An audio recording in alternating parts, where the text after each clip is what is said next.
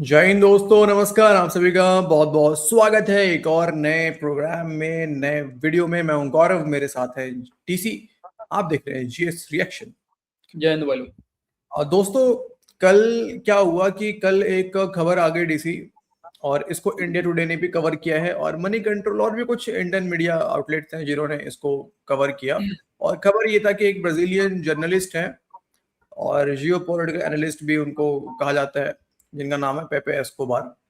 अगर मैं गलत प्रोनाउंस नहीं कर रहा तो हाँ, पीई वही है, पेपे एस्कोबार ही हुआ। ऐसे ही होता है तो हम। हाँ, तो उन्होंने सर एक पॉडकास्ट में ये क्लेम कर दिया कि ओ जी देखें, आसिम मुनीर तो इतना मेहनत कर रहा था।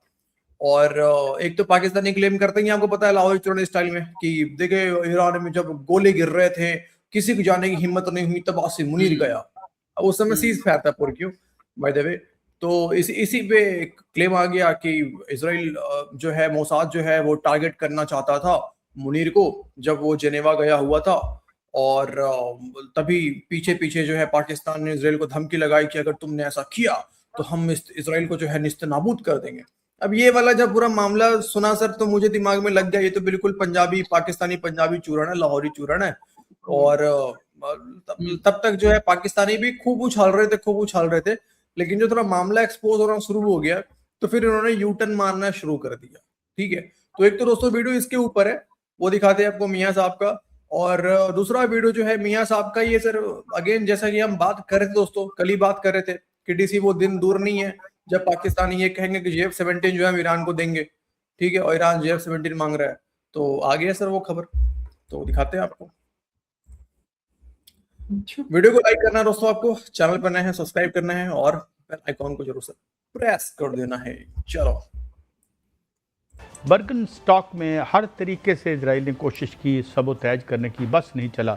अब जो ताज़ा तरीन खबरें आ रही हैं वो बड़ी सनसनीखेज़ हैं कि वहाँ पर ना सिर्फ ये कि ईरानी सफ़ीर को निशाना बनाने का एक प्लान था या साजिश थी, पाकिस्तानी सिक्योरिटी के हवाले से भी अब सफारती हलकों में ये चहमगोइयाँ हो रही हैं कि ये भी उनकी एक प्लानिंग का हिस्सा था। मियां साहब, पहले तो आते हैं, ये क्या खबर आ रही है कि बर्गन स्टॉक में पाकिस्तानी वफद, इस डेस्परेशन का ये आलम है इजराइल का कि वो पाकिस्तानी वफद को भी यानी ये सोचा गया या ये बात हुई या अंडर कंसिडरेशन था, मगर बेहतर हमारे लिए भी हुआ और उनके लिए ज़्यादा बेहतर हुआ कि वो इससे बाद रहे। क्या तफसील है ज़िमन में मियाँ साहब? देखिए काश साहब, मैंने इसको चेक किया है, मुझे तो ये बकवास लगी है और फेक न्यूज़ लगी है, एक प्रोपेगेंडा लगा है जो कि मोसाद और रा का ही है। क्योंकि जो स्पाइलर्स हैं उन्होंने पूरे खित्ते में जंग लगाना चाहिए, आलमी जंग लगाना चाहिए, वो नहीं लगी। और पाकिस्तान की जो सफारतकारी है उससे ईरान और अमेरिका एक मुआहदे की तरफ आ गए और डिजिटल साइन भी हुए, वहाँ पर मुज़ाकरात भी हुए। तो इस हवाले से जो रा और मोसाद है उन्होंने एक प्रोपेगेंडा किया है, जो ये ट्वीट है वो भी फेक है। और मैंने पता किया है बाकायदा तौर पर, इसको मैं चेक किया है। वो जो साहब जो हैं वो एक बात कर रहे हैं यूट्यूब चैनल पे, वो भी गलत बात कर रहे हैं, क्योंकि वो उनका टूल बने हुए हैं जो ये फेक प्रोपेगेंडा और फेक कहानी जो है फैला रहे हैं कि वहाँ पर पाकिस्तानी वफ्द को जो है वो बाकायदा निशाना बनाने का एक प्लान था, और उस पर पाकिस्तान ने उनको पैगाम दिया, अमेरिका को, और सख्त पैगाम दिया कि अगर ऐसा हुआ तो हम सफ़ा इस्ती से मिटा देंगे। असल में ये मसला नहीं है, मसला ये है कि पाकिस्तान को बदनाम करना है, मसला ये है कि पाकिस्तान को ये साबित करना है कि पाकिस्तान गैर जिम्मेदार मुल्क है, और अगर ऐसा हुआ तो पाकिस्तान जो है वो अपने न्यूक्लियर इस्तेमाल कर देगा और पाकिस्तान पूरी दुनिया को इसमें झोंक देगा। ये प्रोपेगेंडा है सर। असल में पाकिस्तान के इस वक्त जो है वो न्यूक्लियर को बदनाम करने के लिए, पाकिस्तान के मिसाइल प्रोग्राम को बदनाम करने के लिए और पाकिस्तान के दुनिया में पीस रोल को जो है बदनाम करने के लिए इस तरह का प्रोपेगेंडा किया जा रहा है, ताकि पाकिस्तान इसका रद्दअमल दे, और रद्दअमल को लेकर जो है वो मोसाद इजराइली और जो ये मोदी के गमाशते बैठे हैं, ये उसको लेके जो है वो डंडोरा पीटते फिरें। वो नहीं चाहता कि इस खित्ते में जो है अमन हो, और पाकिस्तान ने अमन करा दिया, तो कैसे मोसाद और बर्रा जो है बर्दाश्त करेंगे कि पाकिस्तान के रोल को, और पाकिस्तान ने जो पीस करा दिया है, इतनी बड़ी जंग जो है वो रिकवा दी है। और सदर ट्रंप जो है वो भी इस हवाले से इसके हक में है, और नेतान्याहू से उनकी दोस्ती जो है तकरीबन ख़त्म हो गई है, वो क्योंकि उन्होंने उनको वर्गलाया था नेतान उर्फ शैतान ने। तो यही उनकी जो है प्रोपेगेंडा इस पे भी है। ऐसी कोई बात नहीं है, ये फेक चलें, न्यूज़ है ये तो और फेक न्यूज़ का तो एक तो तो फेक न्यूज़ तो बहुत आ रही है अभी इससे पहले। और फिर बड़े जो लोग हैं, बड़े बड़े नाम हैं जो कि कमेंटेरिएट के जो अमेरिका में, उनकी तरफ से जिस तरह इराकची और कालीबाफ के हवाले से खबर आई थी, और जाहिर है कि हमने अभी भी जब ईरानी सदर आए तो हमने तो दोनों दफ़ा, जब वो इससे पहले आए इस्लामाबाद में तो हमारा सिक्योरिटी कवर था, और ज़ाहिर है ज़रूरत नहीं हुई उनको ज़रूरत करेंगे भी नहीं। मगर मियाँ साहब एक बात तो तय है कि अब पाकिस्तान को वो अपना, यानी हम पहले भी कभी हमने उसको तस्लीम नहीं किया, और इस हवाले से कायद-ए-आज़म से लेके आज तक हमारी तमाम जो भी लीडरशिप आई है उनका मौक़िफ़ बड़ा वाज़े रहा है। इज़राइल के हवाले से, उनके रोल के हवाले से हमने कभी भी जो है वो लफ्ज़ चबाए नहीं हैं, और हमने खुल के बात की है। मगर अब ये है कि ये अब खुलेआम बात हो रही है। मैं जितने इंडिया के मैं देख रहा हूँ, व्लॉगर्स देख रहा हूँ, मैं इंडिया के, और वो लोग जो बड़े मोतबर नाम है और जो इंडियन गवर्नमेंट की लाइन को टो नहीं करते, जिस तरह मैं कोट करता रहता हूँ सानी साहब को जो, या प्रवीण सानी को, जिसमें वो ये कहते हैं कि पाकिस्तान बुनियादी तौर पर अब खित्ते में जितने ममालिक हैं, इवन हम तो GCC में नहीं आते, मगर फिर भी हम उनके साथ लंप टुगेदर तो हो चुके हैं, तो उनकी सिक्योरिटी के ज़मन में भी पाकिस्तान, और जिस तरह आप देख रहे हैं कि पाकिस्तान को अभी अगले टॉपिक पे जा रहा है मामला यहाँ पे, वो हाँ पाकिस्तान मतलब यार सबका लीडर बना हुआ है यार दोस्तों, यार पता ही आपको। तो लेकिन यार DC पहला वाला जो खबर है यहाँ पे, उसके ऊपर थोड़ा चर्चा करते हैं दोस्तों। आप लोग मुझे कमेंट करके बताइए यार कि क्या मिलेगा, मतलब जो पाकिस्तानी कह रहे हैं कि इस पे जो मोसाद और रा की साजिश है कि ये हमें मुनीर को मतलब टारगेट करने वाला था, ये फैलाने वाला हम है, मतलब हम नहीं है इन द सेंस, मतलब रा है और मोसाद है पाकिस्तानियों के हिसाब से। मतलब तो इसमें गेन क्या करते हैं सर, हमें मिलता क्या फैला के ये खबर? मतलब ये एक तरीके से बोलना चाहते हैं कि ये आसिम मुनीर रा का एजेंट है, एक तरीके से ये बोलना चाह रहे हैं। तो सही है हाँ, भाई क्योंकि अगर इसमें तो आसिम मुनीर को भी फायदा होता। हाँ, फायदा उसी को, आसिम मुनीर को है ना, नाम आसिम मुनीर का होगा पाकिस्तान के अंदर, भाई दुनिया में आसिम मुनीर का नाम होगा। देखो आसिम क्यों से डर गया मोसाद, बताओ यार, इजराइल डर दुनिया गया। में बिल्कुल। आज अगर DC यहाँ बैठ के कहे कि पाकिस्तान की एजेंसियां और दुनिया की पता नहीं कितनी एजेंसियां DC के पीछे पड़ी हुई है, ठीक है, और DC ये डेली दावा ठोके, तो DC का भी तो नाम होगा ना अपने यार भाइयों के बीच भैया में। मैं तो डेली आके बोलूंगा, देखो ISI मेरे पीछे पड़ी है, मैं तो सबूत दे रहा हूँ, देखो ISI मेरे पीछे पड़ गई है। तो आज नहीं तो कल यार कोई ना कोई तुम्हें तो उठा लेगा, मतलब इन द सेंस न्यूज वाले उठा लेंगे यार कि यार बुलाओ इसको, यार कौन है यार ये डेली किस क्यों पीछे पड़ी है भाई। हाँ तो बिल्कुल उठाएंगे। कहने का मतलब है मुनीर के लिए अगर ये खबरें हम चलवाते हैं कि मुनीर जो है उसने इसराइल को धमकियां लगा दी कि इसराइल को निस्तनाबूद करवा देंगे ऐसा करने गलती की, तो यार इसमें तो मुनीर को फायदा होता, एक और मेडल पहनता, ठीक है। बिल्कुल। तो इन द सेंस यार फिर वो तो वही बात है यार, फिर मतलब क्या वो राका एजेंट है, भी मतलब हमें क्या कुछ भी फायदा, उठाते हैं और रॉ और मोसाद के ऊपर थोप दो, है ना, ठोक देते हैं। जब अबे खुद की सालो पिल गई एक्सेप्ट होती है करो ना। कि तुम्हारा पूरा प्लान था कि तुम इसको कैसे भी करके थोड़ा मामला को अच्छे से बढ़िया से थाली में बैठा के रख दो, और लाहौरियों को चूरन पकड़ाओ, लाहौरी चूरन पकड़ाओ पूरे सभी लोगों को कि देखिए जी दुनिया की सारी एजेंसियां जो हैं वो तो पीछे पड़ी हुई हैं। हालांकि चला रहे हैं सर, कुछ पाकिस्तानी भी चला रहे हैं इस बात को, ठीक है, कि मुनीर की कामयाबी देखी नहीं जा रही है, पाकिस्तान की कामयाबी देखी नहीं जा रही है इन्हें, इसीलिए ये मरवाना चाहते हैं मुनीर को।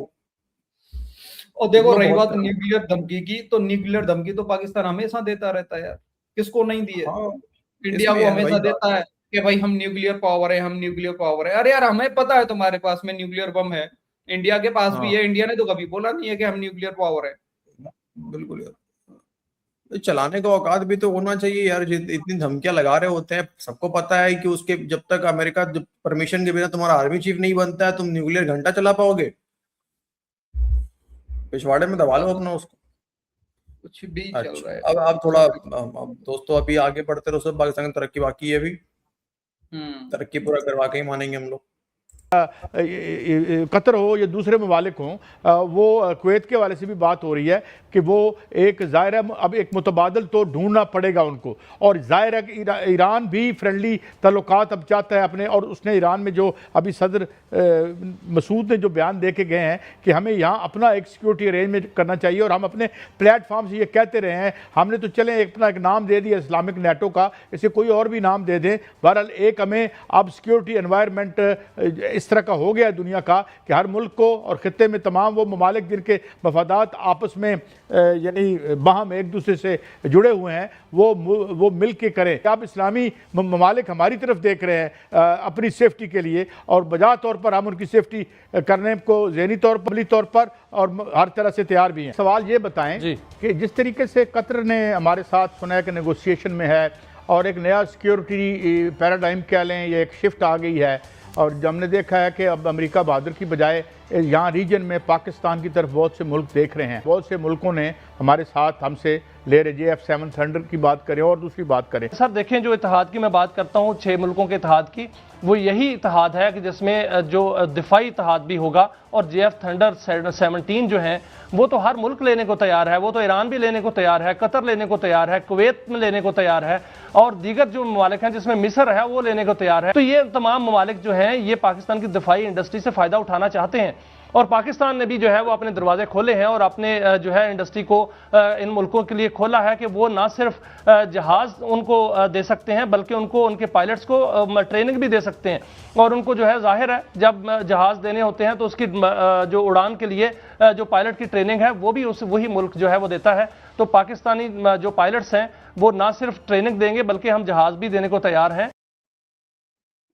पाकिस्तान की इज्जत में कोई, अच्छा थोड़ा ये भी सुन ही लेते हैं, उसके बाद ही बात करेंगे। वो छतरी वाला मामला, डीसी छतरी वाला, नेकनामी में कोई इजाफा नहीं हो रहा उससे। ये आप फुटेज देखें जो सारे सोशल मीडिया पर चल रही है कि जब ईरानियन सदर पेजेश्कियान को लेने के लिए पाकिस्तानी डेलीगेट यानी हमारे अकाबरीन जिनमें सदर हैं, वुज़रा हैं, ये जब एयरपोर्ट पहुंचे हैं तो एक छतरी का मामला, धूप है, शहबाज शरीफ साहब ने छतरी मंगवाई, ये आप देख लें। अब छतरी जो है वो जरदारी साहब ने उसको, वो सदर हैं तो इस वक्त हेड हैं, हमारी जो हेड ऑफ द स्टेट का जो स्टेटस है वो सदर पाकिस्तान पर है। शहबाज शरीफ साहब ने उनको छतरी देने से इनकार कर दिया, और ये मतलब आपने देखा कि क्या ये सारी सूरत हाल बनी है।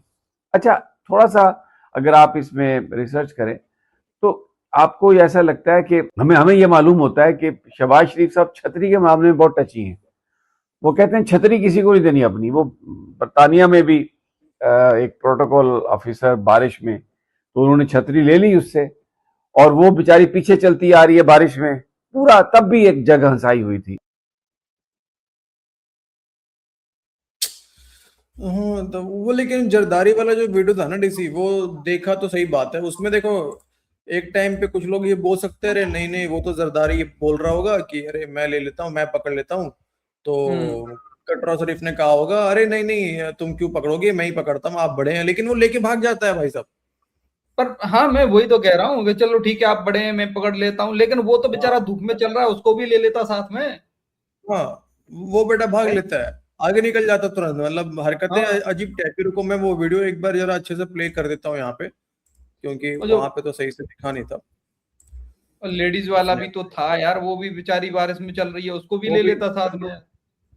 ये देखो, हाँ ये देखो सर, ये यहाँ पे देखो छाता आ गया इधर और जरदारी खड़ा है। ये साले 5 मिनट धूप में नहीं रह सकते। पहले तो उसको ले गया, ठीक है, उसके तरफ छाता, लेकिन जैसे ही उसने, अच्छा इधर ही अराक्ची खड़ा है, इंतखाबात के बाद बगल में ही अराक्ची खड़ा है। हाँ ये नहीं नहीं नहीं मैंने दूंगा, भाग भाग साला निकल यहाँ से। अब मुझे क्या लग रहा है ना, कटोरा शरीफ को लगा होगा डीसी की यहाँ पे ना बगल में इसका अराक्ची है, ठीक है, इसने अराक्ची समझ लिया होगा उसको कि चलो इसके तरफ छाता लेके चला जाता हूँ, अराक्ची धूप में। फिर इसने जब लेके गया होगा इसको, फिर देखा होगा पे साला ये तो बुढ़ा हुआ है, तो उसने छाता उसने भी खींचा कि साला ले मैं पकड़ लेता हूँ साला। उसे लगा होगा कि मुझे दे रहा है कि मेरे बगल में अराक्ची है तो मैं पकड़ लूंगा तो अराक्ची को धूप नहीं लगेगा। तो फिर देखा ऐसा ही बुढ़ा हुआ लेके भाग गया साला उधर छाता। अच्छा जूते तो इसको कटोरा शरीफ को पड़े सर। इसने ट्वीट किया था कोई इजराइल वो ईरान को लेके कि अब ईरान की मिसाइलों पे बात होगी। हाँ बैलिस्टिक मिसाइल वाला मामला बड़ा उछल गया। हाँ वो फिर बाद में इसे डिलीट करना पड़ा है वो ट्वीट, और इसको ईरान की सोचो ये औकात है रे, मतलब प्राइम मिनिस्टर की पाकिस्तान की कटोरे शरीफ की, एक तो उसको पहले लात पड़ी तुम्हारा जनेवा वाले मामले पे, कह रहता है कि हम होस्ट करेंगे, हम पहुंचेंगे वहां पे, मिला वहां घंटा, ठीक है, उसको ट्वीट को भी डिलीट करा इसने। उसके बाद फिर इधर बैलिस्टिक मिसाइल पे पहले इसने कहा था कि नेगोशिएशन, मतलब इनका था कि नेगोशिएशन होगा बैलिस्टिक मिसाइल पे भी, ठीक है, अच्छा ईरान का। तो इसने पहले कुछ अलग बयान दिए थे। उसके बाद जब ये पेजेस्कियान आया इधर, तो इसने बोला कि भाई हम तो बैलिस्टिक मिसाइल पे कोई, हमें तो चाहिए ही नहीं, हम कोई नेगोशिएशन नहीं करेंगे, ठीक है। अरे सर, ईरान की न्यूज एजेंसी ने क्लियर लिखा है कि तुम हो कौन। हाँ, क्लियर लिखा है राइट, तुम राइट, कौन हो, यहाँ पे कतर है मीडिएटर, तुम कौन हो, हाँ, तुम्हें पता ही नहीं है सही कुछ भी। बात, क्लियर उन्होंने सही, साफ साफ यही शब्द लिखे हैं, तुम्हें कुछ पता ही नहीं है, तुम हो कौन। मीडिएटर है यहाँ पे कतर, उसको पता है। बिल्कुल बिल्कुल। अरे थोड़ा समय रुको, अब कल ही तो बात कर रहे थे ना हम, थोड़ा समय रुक जाओ सर, अभी इनको खुशियां मनाने दो। खुशियां पाकिस्तान के पास ऐसे भी बहुत कम है, डीसी बहुत कम है यार, गिना चुना कुछ सेलिब्रेशन करने का इनको मौका मिलता है, वो भी बिना फालतू का। ऐसा भी नहीं कोई मतलब वाला सेलिब्रेशन हो, बिना फालतू का, है ना। मतलब एग्जाम अच्छा गया, इनको लग रहा है कि एग्जाम में हम अच्छा लिख कर आ गए, रिजल्ट अभी आया नहीं है, नंबर्स कितने आएंगे पता नहीं, सेलिब्रेशन पहले से कर दिया। जब नंबर आया तो सर पता चला कि 100 में सर 40 नंबर आ रहे हैं। घर वालों ने पूछा, अरे तुम तो कह रहे थे कि बड़ा अच्छा गया है। हाँ तो मैं कह ही रहा था कि पास हो जाऊंगा, मैंने कब कहा कि मेरे 100 में 100 आएंगे। यही वाला हाल है पाकिस्तान का। हाँ, ओके तो दोस्तों, देखा आपने भाई JF-17, हाँ JF-17, लेकिन JF-17 से मजाक नहीं भाई साहब, JF-17 से जिन्ना का रूह वाला जहाज है, जिन्ना के रूह से लैश, ठीक है। ये सर कोई मामूली जहाज नहीं है सर, दिखता नहीं है हवा में कहाँ उड़ रहा है, नजर नहीं आता है, इसीलिए डीसी ने भी इसके फीचर्स देख के डीसी ने भी ऑर्डर करा हुआ है, हालांकि डिलीवरी इसको हो नहीं पा रहा है अभी तक। अरे बहुत स्लो कर दिया है यार, पहले बीच में मैंने कैंसिल कर दिया था, फ्रस्ट्रेशन में आके बहुत लेट कर रहे थे ये लोग। अब फिर से मैंने किया, मैंने चलो ठीक है इंतजार कर लेंगे। चला लेट मुझे लग रहा है सर मतलब एक साल बढ़ाए जा रहे हैं यार, एक साल तो हो चुका मुझे है, लग एक रहा और है साल तुम उड़ा नहीं पाओगे उसको, तुम जब तक वो जहाज तुम्हारे पास आएगा तुम उड़ाने के लायक नहीं रहोगे सर, ठीक है। अरे कोई दिक्कत ठीक है दोस्तों, तो मिलते हैं आपसे अब अगले वीडियो में, अपना ख्याल रखिए। एक भाई ने भी कमेंट किया था कि गौरव भाई मैंने भी ऑर्डर किया है, ऑफिस जाने में बड़ी दिक्कत होती है, तो मैंने भी ऑर्डर किया है, घर से ऑफिस जाऊंगा। अरे नहीं, मैंने तो इसलिए मंगाया सर, जब भी मुझे हल्का होने के लिए मन करेगा मैं सीधा उसी में बैठूंगा, पाकिस्तान में जाऊंगा, ऊपर पाकिस्तान के ऊपर करके आऊंगा वापस। हाँ तो ये सब काम के लिए दोस्तों आप JF-17 ऑर्डर कर सकते हैं, ये सब काम है जिसमें आप JF-17 से ये कर सकते हैं दोस्तों। ओके, चलिए आज की इस वीडियो में इतना ही, मिलते हैं आपसे अगले वीडियो में, अपना ख्याल रखें दोस्तों, जय हिंद। जय हिंद भाई लोग।